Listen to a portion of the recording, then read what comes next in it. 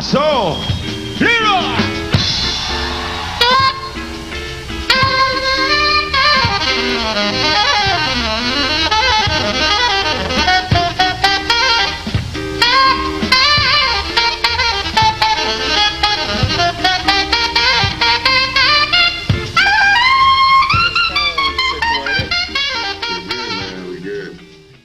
Okay.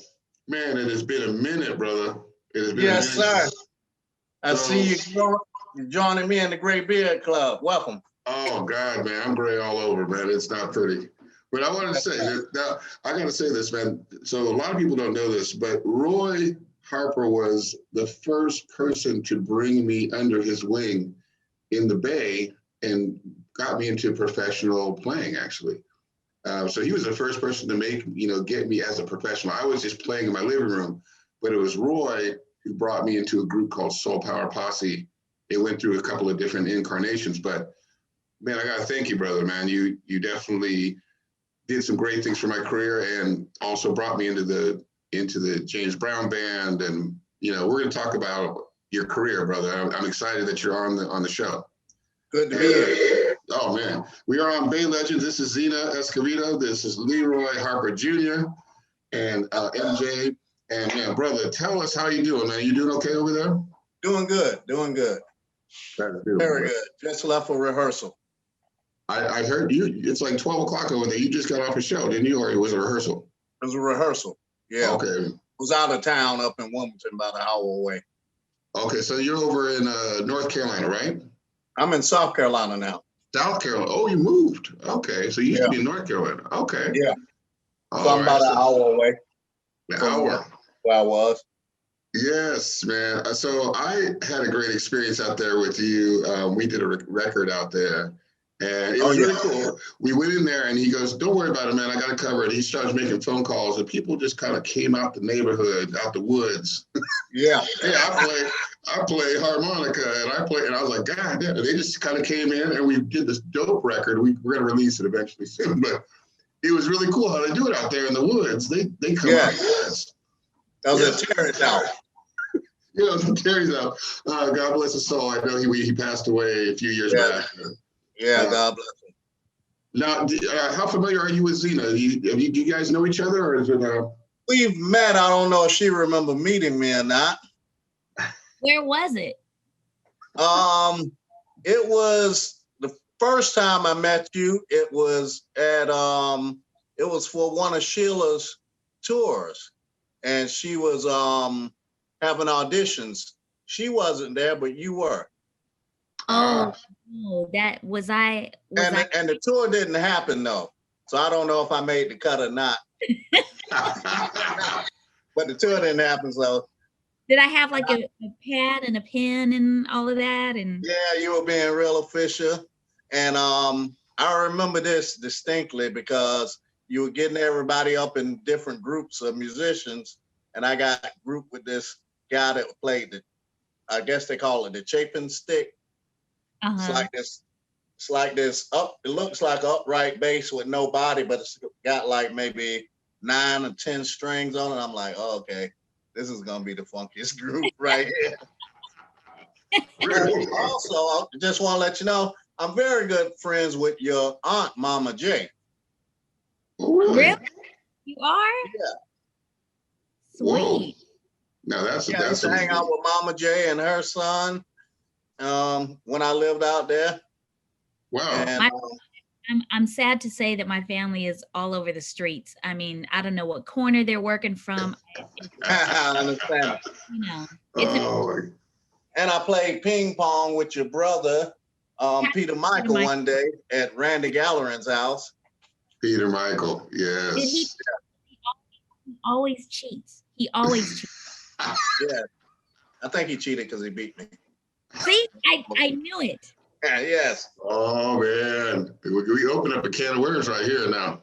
Yeah, and I think I hung out with you once at Yoshi's. Your mom and your dad was there. Oh, that's nice. Now, how long has it been since you've been in the Bay? All there. But how long has it been since you've been in the Bay? You've been in the Bay, like you lived here in the Bay for a long time, but then you moved. When did you move out of the Bay? 97, I moved. Really? Wow. Okay. I thought it was later, but yeah. Okay. So you moved out of the Bay at 97, and your last gigs with James Brown were like what, 2007, 2006. 2006. Okay. Yeah, I think I played in San Francisco with him. Oh, Masonic Hall, wasn't it? Yeah. Was that Masonic? No, it was outside somewhere. Okay, got it. Yeah, Brian Martin produced that concert. It was some kind of concert series or something. I forgot the name of it.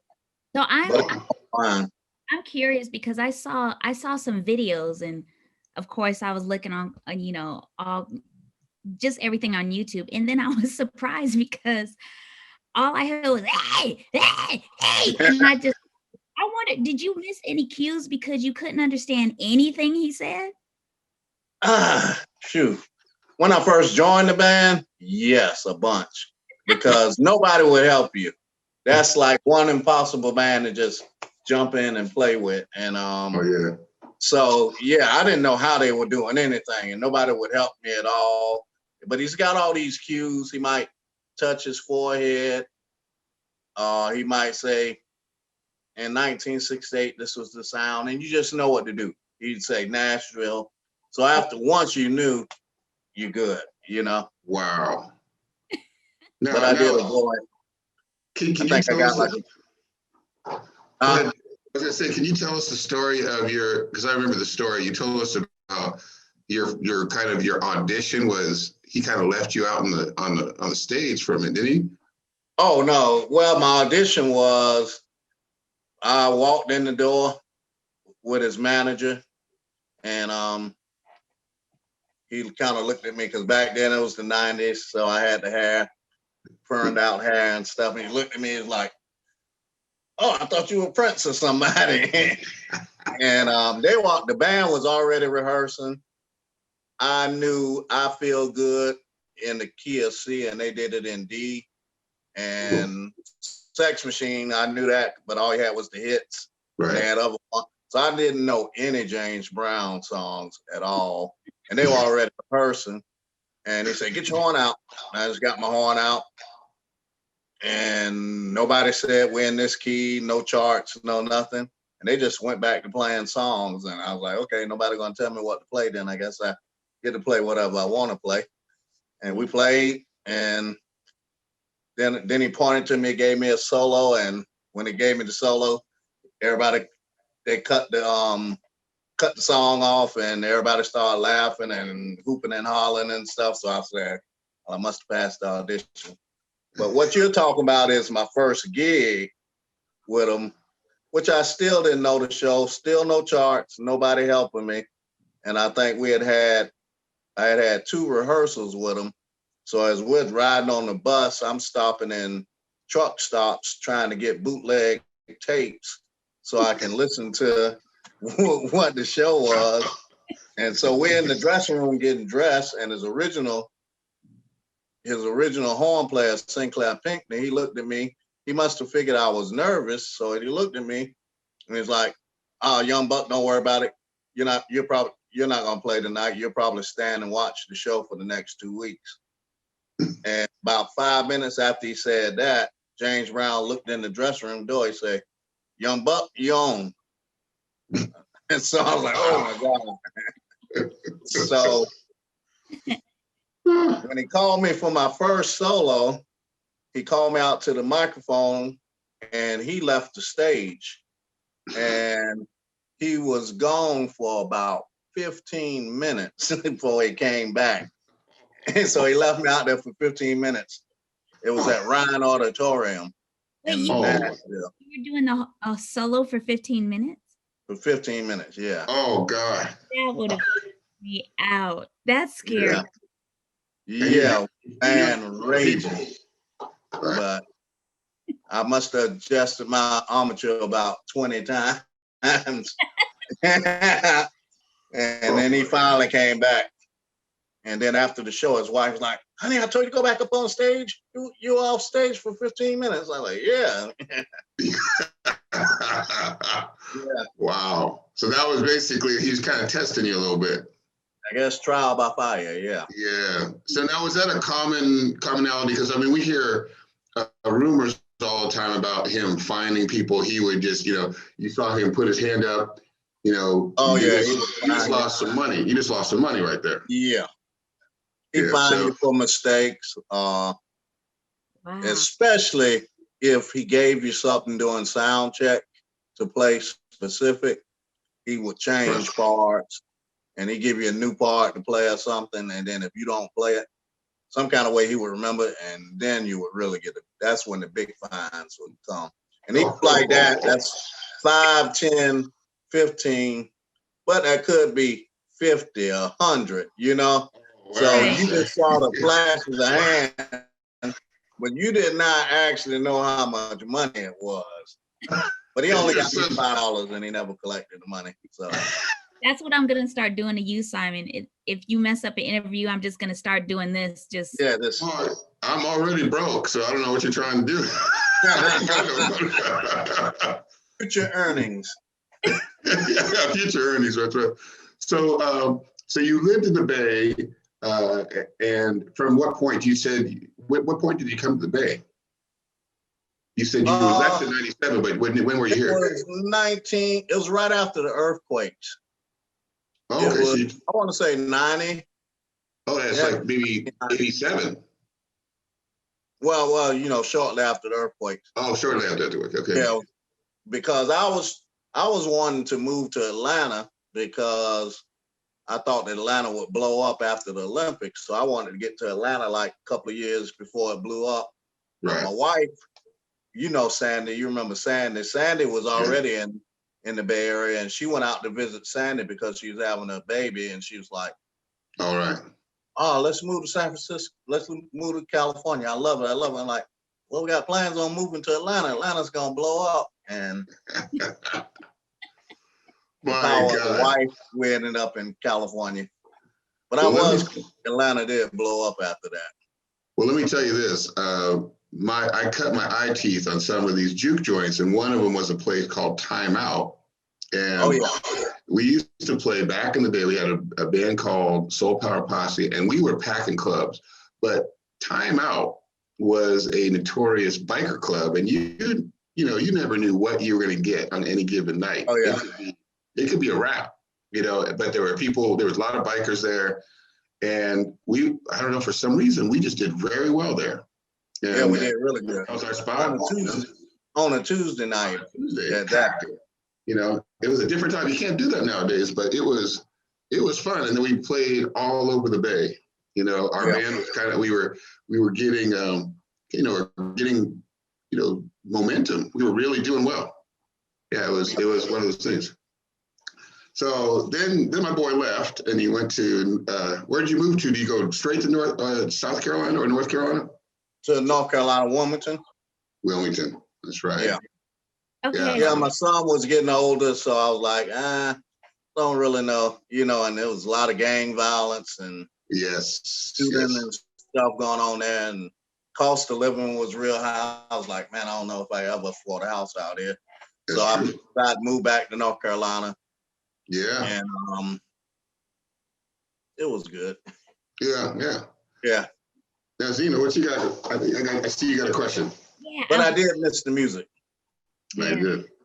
There was is there a music store that's in Wilmington, North Carolina, and it's a small music store, and there's 2 floors. One has like saxophones, and it's just a regular music store, and it has like blue awning in front. But then isn't there like a secret room that you go upstairs, and then there's like a pool table and records and everything all over the wall? It's like a secret room. Oh, I know you're talking about Raleigh marsh music. Yes. So yes. What is the history in that secret room upstairs? You know what? It was closed because the guy ran on bad times, and I was up there looking for mouthpieces, and I went to that place, and I was like, I went in, and the door was open. I walked in the door. I'm like, oh my God, nobody's here. So my buddy was in the car, And I went back out. And I was like, you know what? I'm not leaving because they probably got surveillance cameras, and if somebody else come in there and take whatever, you know, they got me on camera. So I kind of hung out, and then the guy ended up showing up. And actually, I've got a video that I'll send you a link to where he kind of gave me the whole history of the place. And yeah, there's pool table upstairs, a little, kind of like a little small theater stage. And then they got, yes. Rodney, right? Rodney Marsh? Rodney Marsh, yeah. Wow. Yeah, yeah. See, now Zina will dig up some stuff. You got to be careful because she'll dig up some stuff on you. She's really great at investigation. That place is like a museum. It's like a museum. Yeah. Matter of fact, I'll send you a clip, and I'll send you that video, and you can maybe put a little bit of it in there so people. We'll definitely put it in the show. I already have it. Oh, okay. Oh, you already got it. Yeah. 2018. I even have the address to it, so you know. Yes. Damn, she's so good. This is why we have her on Bay Legends, because she just knows her stuff. She'll get all your business, brother. She'll get all your business. It's out there. Some stuff you can't tell her. I can't. We can't go there. Now we had a nice trip. We went on a cruise together through where was it? It was Chile, and then we did what was the other place? I think we came into. We started out in Miami. Oh, that's right. And we did went to Buenos Aires. No, we started out in Buenos Aires. That's right. We started in Buenos Aires, yeah. Which, I held a cruise ship up. Argentina was, I got to say this. Huh? Did you guys get in trouble? No, you know what? Let me just say, no, we did not. But I can tell you this. I've never seen more beautiful people. I'm not going to just say women and men and women. And I'm straight, but I'm telling you, these people were gorgeous. It was so beautiful. You know, I think, that's why they always win Miss Universe. And, I lost my mind. I was ready to move, but that was gorgeous. I'm going there too now next year. You got me all motivated. Oh, you're gonna find your hubby right over there. I almost didn't make it to the cruise ship. I held the whole cruise ship up. I was like, that's right. Cruise ship. We had to come find you, man. I was like, oh Lord, man, where's my boy at? But so now you have a bunch of bands that you've been working with over in your end. You have was it Painted Man was one of your groups? Used to be with Paint. Okay. Unless they call me. But make that money. My band is the All Stars. Okay. Funky Leroy Harper Jr. All Stars. Yeah. And my roommate has got it's kind of built on the model of like Parliament Funkadelic, where everybody's in everybody else's band, and he's got a classic rock band called Atwood. Mm-hmm. And then the old lead singer for Painted Man, Boz, you remember Boz song on your album. He's got a band called Band on Fire. That's who I was rehearsing with tonight. Okay, now you play saxophone, but you also play keys. So so that was another thing. Is this brother can get the right sounds. He goes in there, he studies and he gets the right sounds, he gets the right chords. I had to steal some of his licks, and I've been playing keys for a long time, but I was like, wait a minute, this brother's he's not showing me up. I might lose my gig. No, I can't play piano though. Oh, hey man, you playing about piano. You playing them keys, brother. That's an art in itself. So you've been playing. What got you started on saxophone? Like, when did you start studying and do that? It's got to be a while ago. 7th grade. Did you do it in school, or did you just do it on your own? School band. Mm-hmm. And I really wanted to play guitar, but I ended up playing. And the guy was like, "Oh, we don't have guitar in the school band." I was like, "You don't?" Well, I want to play guitar. Then I picked saxophone because it hung around your neck like a guitar. So I say, "Well, that hang around your neck. I'll play that." That was the only prerequisite, is it had to hang around your neck. Hang around your neck. Cool, yeah. So And at the time, I thought I was really going to be a professional football player. So I really didn't want to be in the band. But then I hurt my knee playing football, and I was like, oh, I didn't come out here to get hurt. And I came out here to get famous. So I stopped playing football, and then I did my first professional gig when I was 15. Oh, that's amazing. Yeah, So now I heard you're a big fan of Coltrane. Oh yeah. And so who were some of the other influences that growing up that you were into? The first saxophone player caught my eye was Eddie Harris. Mm. Nice. And I saw him like on the Tonight Show or something, and kind of caught my eye. And then my brother brought home the Swiss Movement album, Vietnam, when he came back from Vietnam. So that was like the first jazz record that I actually got into. Wow. But then once I was really playing, it was Grover Washington. Mm-hmm. Then I was playing with this saxophone player that was older than me and kind of mentoring me, and who name happened to be James Brown. And he was like, oh yeah, now that you're in the Grover, he's like, check out Ronnie Laws. So I checked out Ronnie Laws, and he's still my favorite saxophone player ever. Bad boy. And it was like, after that, he was like, check out William Felder. So those were like the first 4 saxophone players that I got into. But I wasn't really into soloing or jazz at all, because I was just into playing horn parts and dancing and stepping. Guitar player would try to show me how to solo. It just didn't make no sense to me at all. I was like, don't worry about that. You can solo. So I was at this military base, Fort Gordon in Augusta, and this guy that was in the military came to me. He said, how come you didn't take that sax solo? I'm like, what sax solo? The one in the song line. And he grabbed my horn and he played the solo. Oh. So that's when I said to myself, nobody's ever going to take my horn and play it like that ever again. So that's when I started trying to learn how to solo and play and stuff.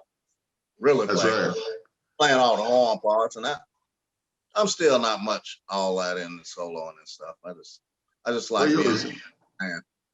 Simon, did you know he was in the Jackie Chan movie? I was just going to ask him about that. Tuxedo. Yeah. And you were in another film with Andre 3000. Was that, or no? Was that? Yeah. The Wyland. That was Idlewild. Now, man, that's a much better part in that. Yeah. I remember seeing some of that. Now, were you in another movie too? Were you in the? Yeah, quite a few. Domestic Disturbance. Right. And what's the one with all the women in it? Steel Magnolias or something like that. Oh yeah, sign me for that one. I'll check that one out again. And Bolden, the one that Wood Marcellus produced, Bolden. Right. About the cornet player. That was one of the first jazz players. I was in that one. But they're all just back up, not. Tuxedo, I remember I was so excited to see you in that, and it was such a great scene.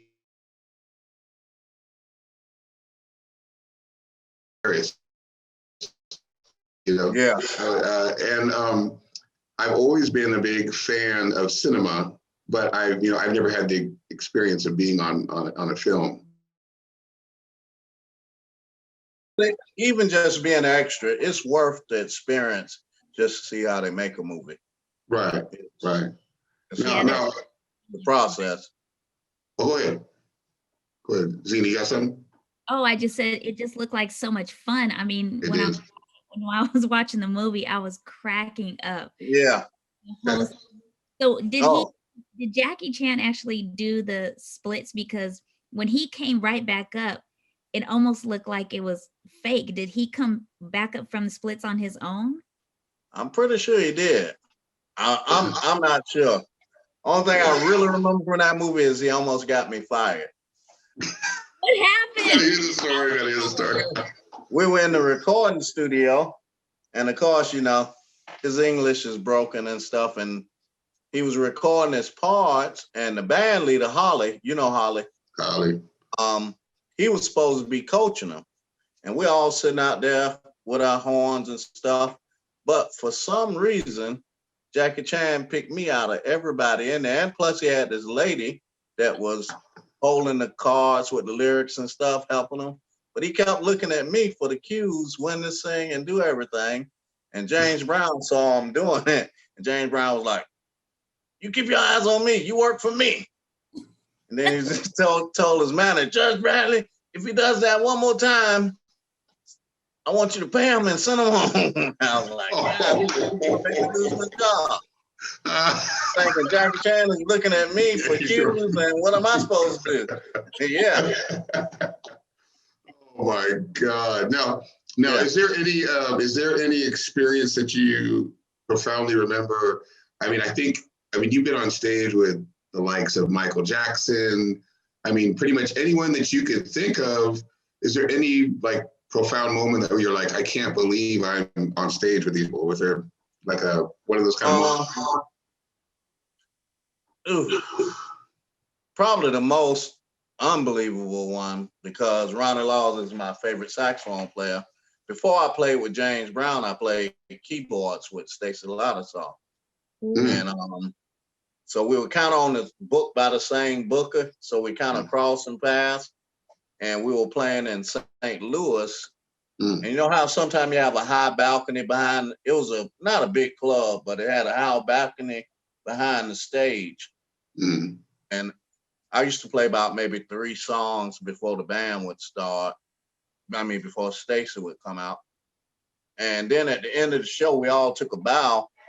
And when I turned around, I looked up in the balcony and Ronnie Laws was there. And, wow. I was like, "Oh my God, I'm glad I didn't see him before we went on." And, his background singer had brought him to the concert to hear me play. Wow. And so after the concert, we went upstairs and he bought me drinks and we sat and talked for a little while. Can't remember what we talked about, but that was like, to me, I was like, okay, I must be doing something right. That's your hero, that's your if your hero come to see you, then you're like, okay. Kind of like the time, remember we were at the timeout playing and we went on break, and it's like not very many black guys come to the club. That's and right. See these 2 black guys sitting down at the table, and then they come up to us, and it was Rodney Franklin and James Levi. You remember that? I remember that. Yes.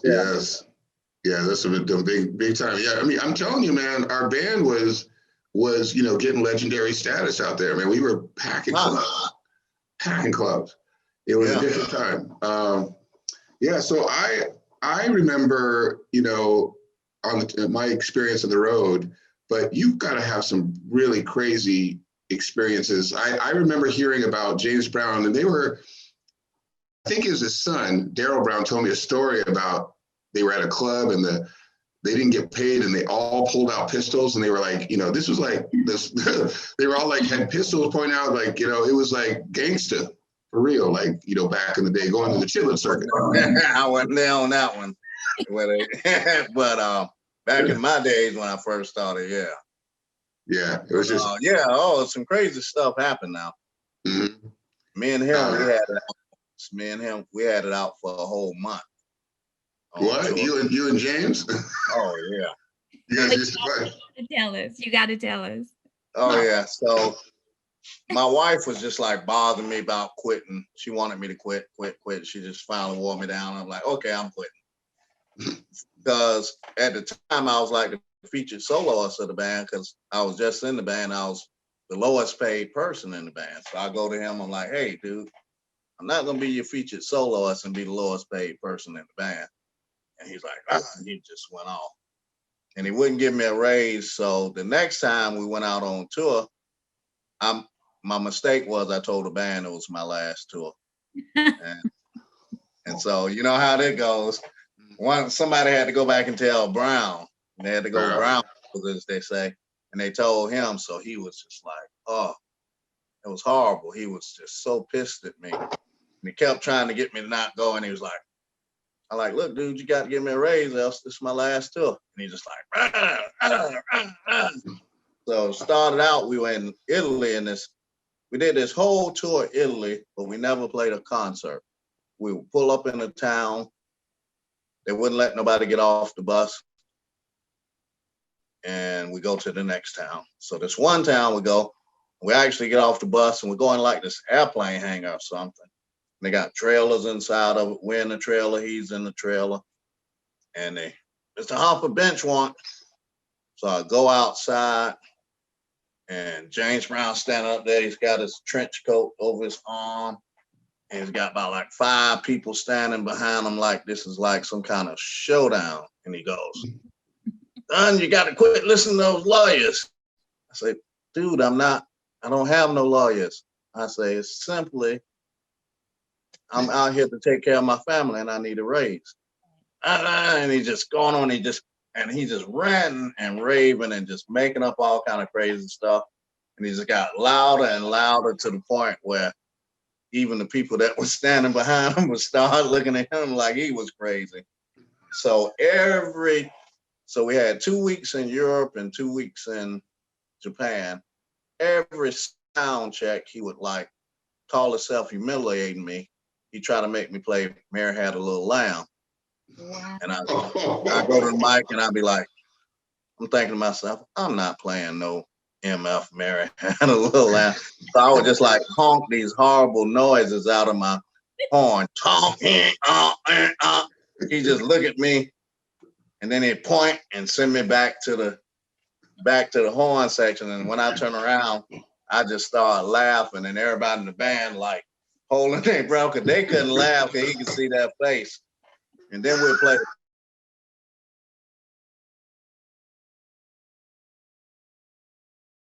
I'll be sitting up there getting dressed, and his valet, RJ, would come in there.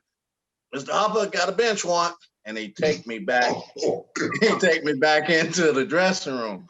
Every concert, when I get in the dressing room, we'd sit down, just me and him, and he'd go, "That's what I'm talking about."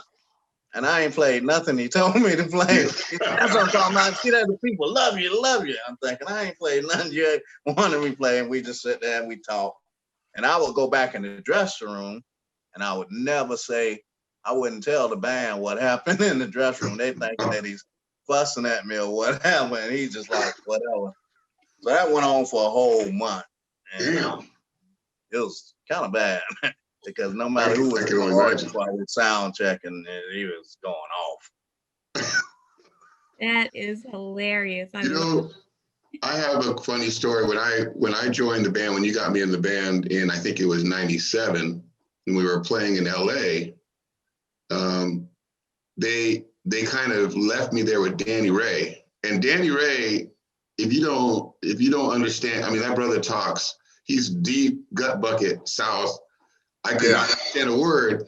So I wasn't paying attention because I had a bunch of people there. And all of a sudden I look and nobody's there. It's just me and Danny Ray. And he's looking at me. And I don't know what to say because I didn't understand him. I was hiding behind the other. And then finally the people kind of gave me a break and they came in and said, "Hey man, I think we gotta go." But I sat there and Danny Ray was looking at me like, "What is wrong with you, man? I'm trying to ask you." He was asking me about sports of some sort and I couldn't understand. So that was the kind of like the jokes that people would play on you. They just kind of just throw you into the bus in that band. Oh yeah, all the time. It was really, and I didn't get it. You were in the group like 16 years. I was in there for I did 2 or 3 shows, and I was petrified. Just same thing. No one gave me any charts, nothing. Oh no, they're not gonna help. You get no help. Everybody, they throw you right on the bus, and you better come hard. That's all. That you better be funky. That's it. Speaking of that, you get that nickname. Your nickname is Funky. Yeah. How'd you get that nickname? Let me see. Well, one, because every time he'd call me for a solo, he'd say, "Make it funky" or whatever. But he never called me Funky. But one time when we were jamming with the band, and they had never really heard me play keyboards, and we were funking, and that's really where the band started calling me Funky. Oh, off the keyboard stuff. Gotcha. Well, and the sax too, but it was really keyboard is what really, and it just stuck. It's amazing, you know. So who did you flock to and get close to in the band? I know there was Fred Thomas. There was Spike. Yeah. You know, who'd you hang with? Yeah, mainly. You know, I'm somewhat a loner, but yeah, Fred, Tony Cook, because we had history from back in Augusta days. Yeah. Jerry Poindexter, of course, you know, because he came out and lived with me in California for a while. Yes, right. You know, I was close with really everybody. I didn't really discriminate, you know. There was a few cliques in there, but I don't really do the clique thing. So no, I mean there was. You know, I was close with everybody, really, though. You know, it was a great group of guys. I mean, they a lot of these guys, some of them were just self-taught, right? They were not all of them had like degrees. Yeah. Oh, yeah. These are almost everybody. They're just like they just felt it, you know, and they had it in their bones. And I remember when we were in Trinidad. Remember we were in Trinidad, and we went to that little place, and all of a sudden, you know, the guy, and I mentioned that we were in the James Brown band, and the club owner goes, "Hey, wait a minute, you guys have seen it with the band?" And all of a sudden, that was Grenada. That was right, Grenada. Remember, and yes, hundreds of people came and swarmed in. Yeah. I'm in like some Bermuda shorts. I'm like looking toe down, but we just we just went for it, and it was amazing. Like just to be on an island or like looking out at the ocean, some of the most beautiful experiences, man. So yeah, I mean, sure. I know you've done that. Now, was that your first kind of doing the cruises, or had you done them before? No, that was the first cruise ship, only cruise ship I've ever been on. Oh, okay. Yeah. Yeah. But I did that maybe 5 years into the end of it, and to that ended.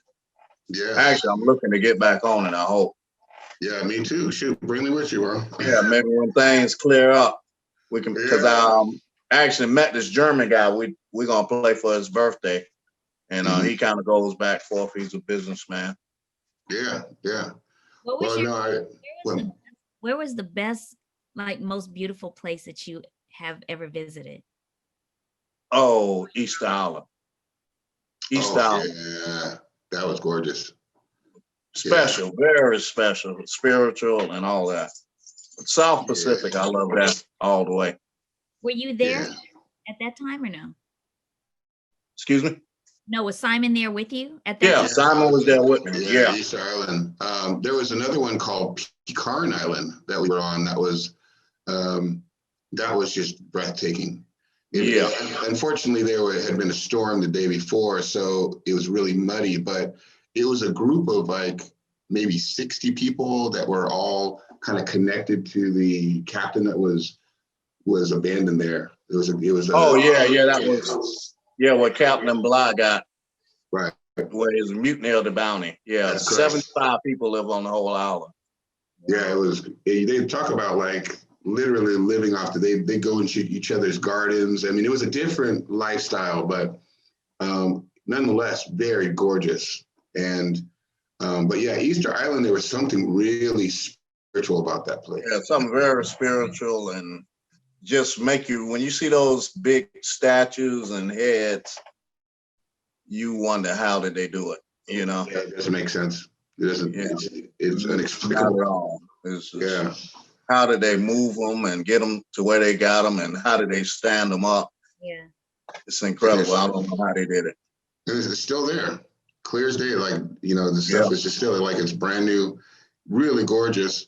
But there was a couple of places I can't even remember the name of that we went through. There were like literally like little islands that maybe 12, 14 people live on. And they would be so happy to see some people because they're like, man, we see the same damn 14 people. They're like, can you take us with you? Can you imagine living on an island with 14 people? That hell to the nah. Ready to kill somebody. All related too, so they probably are. Yeah, I mean, you know, not a lot of selection there. So, but I gotta say, man, I gotta thank you for all of the opportunities you've given me, brother. And man, I got nothing but respect for you, bro. Oh, you're always my favorite. Man, we've done some great stuff. We're gonna in the show. I'll post up some of the shows that we've done. Definitely want to feature you, bro. But Not a problem. yeah, we've had some great moments together that I'd love to feature on this show. And so Zina, you have any other questions you wanted to ask him? Yeah, because I know that you have a grandson, right? Oh, there we go. Oh, I got. John Matthew. Yes, I have 3 grandsons and 4 granddaughters. Whoa. Oh wow, yes. Beautiful. All by the same daughter. Oh, there we go. Tired. What's that? I said, I know she has to be tired. Yes. Yes, she's a good mother though. She loves them and she's raising them. She's like, yeah, I remember her when she was really little, and then Noah, what an amazing young man. I mean, he's in was he in Special Forces? What is he? Yeah, Army Special Forces. I mean, talk about God bless him for his service, man. Yeah. I remember him as a cute little boy coming in the gigs, and to see him grown with, full on rifles and all that stuff. I mean, it's amazing to me. He's an amazing young man. Yeah, he is. Gotta give him. He's in shape. He might can take me. Well, you know what? Here's the thing, Zina. If you see a picture of his son, you're gonna fall out. Brother's like a model. He's does he have blue eyes, green eyes? What he's blue. Brother got blue eyes, light skinned. We gotta say light skinned. Oh man, he grew up to be he can literally do modeling. He's a gorgeous kid. And what a smart guy, man. It was really amazing. And then your daughter, and I just remember, God, man, we used to do some crazy stuff, go out there, hit them clubs. And now this is how good the band was. These guys, I was really straight and narrow, so I would be sitting there 15 minutes later, but these guys can leave for an hour, come back to the club would still be packed. And the club owner would be like, well, where do you guys go? And you're like, well, what does it matter? We still got it. You're making money. Yeah. we were wild. You guys take an hour break. I've never tops. You guys leave the building. Hey, my motto is, if I'm making you money, can I please run this night? And it'll be my club tonight because we're making you money. Hey, remember we played that in Martinez, I think it is. Oh yeah. We played at one little club. We used to do Sundays. Yes. The club owners used to just give Jennifer and Sandy the key, and all day. It was super lax. It was super lax. I think we played one gig. We take a break. That was the thing. We would bring in originals every week. Pretty much every week, one of us would write a song. None of us would know it. And he'd say, hey, I got another fact. Then all of a sudden, we're playing, and that became part of our thing. And people loved it. It was amazing. I miss those days, brother. I really do. Yeah. That's one thing I miss when I moved back here. The variety of musical taste. You're not gonna run into Chili's brother, Chili's individual. They're not there. All the talented people. The variety of music. I was into all kind of music, and when I came back here, it was just like nobody was into hardly anything. Beach music. So musically, I feel like I kind of cut me off musically. I was going to ask about the beach music. I was going to ask about the beach music because my uncle Roy, who just passed, actually, was like the king of beach music out there. What is beach music? Can you explain it to the audience? So basically,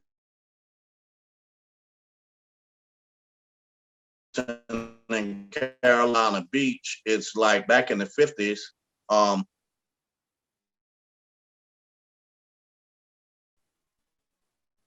Black R&B. So what they used to do is on the weekends they sneak off and to the R&B black music that they weren't supposed to be listening to. And so later on in the 60s and all, then they actually start playing it. You know, the white bands start playing it, emulating the music horribly. You know, but you know, kind of like the way they started rock and roll, they were playing the blues, not right. Same thing with music. They kind of caught on as a sound, but then you still had real R&B singers like your uncle and Tams and you know bands like that. So basically, it's just R&B music, and what they do is really it's not really a style of music. It's more of a culture, and they can like the Beach Music Song of the Year. One year down here was Rod Stewart, Sexual Healing. I mean sexual. What is it? Something sexual. Something. Okay. But you know, but it was a Rod Stewart song that was current and it kind of almost like a disco tune, you know. So like Bruno Mars was Song of the Year, you know. Uptown Funk was the Beach Music Song of the Year. Is it that song goes, if you think I'm sexy, girl, I think that's no, not that one. Not that one. Newer than that. Sexual, what is it? Not Sexual Healing, it's something sex, something. Well, yeah, it always sells. There you go. Something. But now it's got its own like award. It's its own genre, and it's got its own award show. I mean, it's a big deal. Award show. It's a big deal. I didn't know because my experience with my uncle was he signed me to his record label, and then he wanted me to do beat. He never mentioned the style, but I just thought, I'm like, this sounds really dated, but that's the style. They have the fake horns. He did a beach record with my music. And so, but now I realize he was that's his genre. He was like, hey, I'm gonna get you into this genre. If I had known, all he had to do was explain to me, but he never explained it to me. He passed away. We did make amends, thank God, but crazy. I mean, it's its own genre, literally. My uncle was very famous in like Georgia, like North Carolina, and like 2 other states, and then no one else. Virginia, probably Northern Florida. And when I was a kid. Wow. Yeah, Hammond. Mr. Hammond. Yeah. So it was funny. I got to do sound for him. Actually, he had a gig, and a friend of mine like, I'm doing sound for Roy C. Hammond. So he kind of pieced my PA together with his, and we went up and ran sound for him. He put on a hell of a show. Still one of the best shows I've seen in the last 10 years, or however long it's been. Oh man, he'd have the women go crazy. The women would go crazy for him. Oh yeah, it was. Barn on this horse ranch. There you go. But it was sold out. Gut people. That's it. Now I drove into his he had a house, he had many houses, but we drove into a little town called Allendale, which most people, if you're not from, most people don't know what that is. But you could throw a rock across this town. But when he came in with his Cadillac, the whole city came, the whole town came out, Roy, see, they're trying to get his autograph, and he's just and he was a celebrity. He's well known. Very well known. And he always had he's had a suit, kind of like your Pops. He's kind of like Pops. He was, dressed to the nines. He had a Cadillac.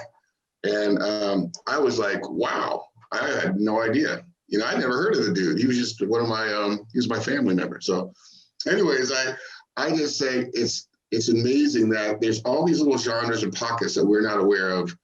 And music is just such a blessing that we're part of this this family of musicians. I just feel very blessed, and I'm blessed that you and I got to meet each other and got to do our thing, man. For real, bro. This is you forgot how you forgot how we met. I'm not sure how you found me, but you came to me to do a remix of I Can See Clearly Now. Yes. I remember that. And remember, I did it kind of like this Prince kind of feel. Yes. And you sent it to Roy C, and he kicked you off the record label. So I felt guilty for getting you kicked off your record label, so I had to take you on board. Well, no, you know, he actually